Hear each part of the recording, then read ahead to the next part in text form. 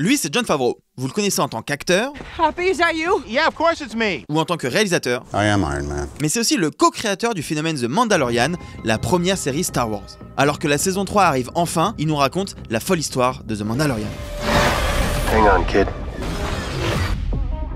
I spoke to Kathy Kennedy very early on when Star Wars first went to Disney. There was a lot of discussion among us directors, like, you know, there's going to be a whole new set of films that ultimately JJ ended up doing. But it was a while before we knew who was going to direct it, but we all were fans of Star Wars. So a lot of us were thinking about where could the story go, what could it be, and we would all talk to one another. And I had started thinking about storylines, and one of the compelling images that I had in my head was the idea of Luke Skywalker, who was now the age, you know, closer in age to what Obi-Wan was in A New Hope, training a little baby, a child, a Padawan of Yoda's species. That's just an image that popped in my head. It never went to a script form or anything like that, but this was something I was thinking about for a while. Then the notion of the streaming service started, and then the thoughts of what I had for what I wanted to see Star Wars be fit the scale of what Disney Plus was going to be, because I liked the idea of a small story following a few characters and bringing it back to the scale of the original Star Wars and also the films that inspired the original Star Wars. So I went in and I pitched an idea, a very simple idea about a bounty hunter, who, which is basically the first scene of the first season, to Kathy.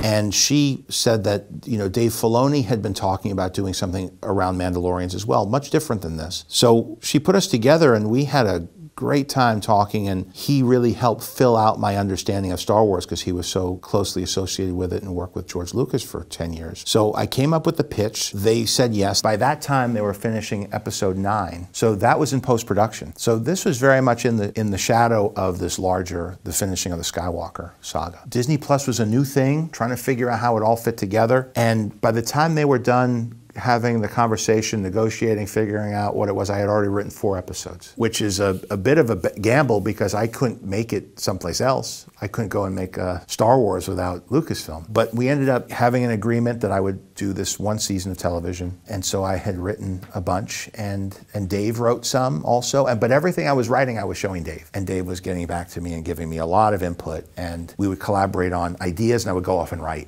and show it to him. And then he wrote I think he wrote a couple episodes too. And that's how it started. This is the way. This is the way. If we were gonna make television, you had to do essentially like more than 2 movies worth of content in a year. So we had to figure out a way to optimize, and there was some new technologies that I was playing around with on Lion King. And I was meeting with the people at ILM. We started to put some demos up when we were working on Lion King just with a TV screen and tracking markers on a video camera. We were doing tests and we said, oh, we can make the background move, and this is pretty convincing on a small scale. And we collaborated with our friends over there at ILM and figured out, and with other companies as well. A bunch of us got together and we built this technology that allowed us to do it so that it really saved us a lot of time in post-production. On a movie, you might have to wait a year to see your visual effects come back, but here you'll get a lot of them in camera. And so it allowed us to move at a much faster rate and have final visual effects and be able to go film environments and bring them into our screens. So it just condensed that process. It required a lot more planning, but it was a really cool innovation. Also because he's has a silver helmet. All those reflections that you see in the helmet, those are very difficult to deal with when you're dealing with blue screen. So that was another big part of it. Hey, droid. I'm a hunter. I'm looking for some work. The idea of Pedro Pascal was appealing to us because we loved his work from Game of Thrones, from Narcos. Right now he's a big star because he's got two big shows on. The Star Wars meetings are always very secret, and I've heard him tell the story of how he heard about it. He didn't even know what part he was reading for or what it was. But we brought him in. We had a lot of artwork. We showed him everything. We brought him as we were doing some tests too for the costume with somebody else standing in for the Mandalorian. So he came by, looked at it, and we showed him what it was, explained everything to him, and he was into it. I can bring you in warm,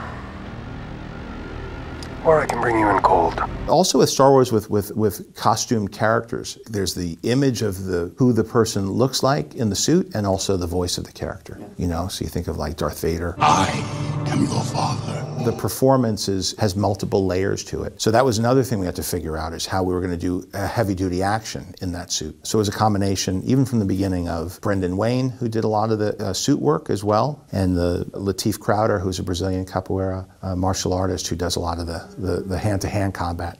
So you're seeing actually it was a combination of casting, of not just Pedro, but figuring out how we could round out the performances of this, so this character could be more than just what any one person could deliver. But of course, Pedro is the heart and soul of the character, and I think his take and his voice and us collaborating with him is what brought so much to this new part of the Star Wars canon. Mandalorian isn't a race. It's a creed.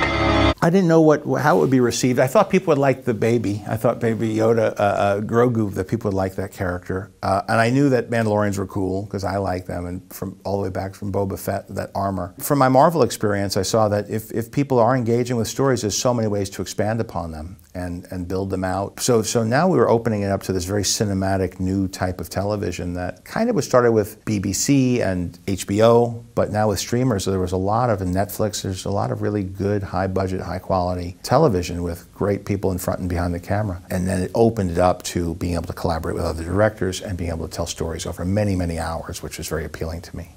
Konbini!